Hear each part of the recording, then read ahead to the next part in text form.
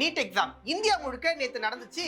8,20,000 மாணவர்கள் இந்த எக்ஸாம் எழுதிருக்காங்க. ஒவ்வொரு வாட்டியும் இந்த எக்ஸாம் உடைய அந்த ரிசல்ட் வரும்போது எத்தனை பேர் மருத்துவராக போறாங்க அப்படின்ற அந்த ஆசை இருக்கிறத விட யாருமே இந்த வாட்டி தற்கொலை பண்ணி இறந்து போயிடக்கூடாது அப்படின்ற அந்த பயம் தான் இருக்கும். ஏன் இது இவ்வளவு பிரஷரா பாக்குறாங்க அப்படின்றது கேள்வி வருதுல்ல. நேத்து எக்ஸாம் ஹாலுக்குள்ள போறதுக்குள்ள அந்த மாணவர்களுக்கு அவ்வளவு பிரஷர். ஒரு மாணவி அவங்க ட்ரெஸ்ல பட்டன்ஸ் அதிகமா இருக்கு, அதனால நீங்க எக்ஸாமே எழுதக்கூடாதுன்றாங்க. அதுக்கப்புறமா ஒரு காவலருடைய உதவியோட போயிட்டு புது ட்ரெஸ் வாங்கிட்டு வந்து மாணவி எக்ஸாம் எழுத போறாங்க. இப்படி பல அழுத்தங்கள்.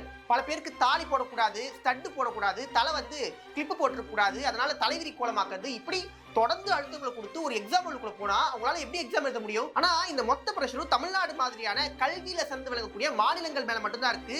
நார்த் இந்தியால இது நடக்கதே இல்லை. தொடர்ந்து அங்க காப்பி அடிக்கிறது, பிட் அடிக்கிறது, பேப்பர் லீக் ஆகுறது, ஆள் மாறாட்ட மாதிரியான பல பிரச்சனைகள் இருக்கு. போன வருஷம் நாடாளுமன்ற ரிசல்ட் வர அதே நேரத்துல நீட் எக்ஸாம் ரிசல்ட் வெளில விட்டாங்க. அதுல 67 பேர் கிட்ட 720க்கு 720 எடுத்தாங்க. இப்படி பல பிரச்சனைகள் இருக்கு.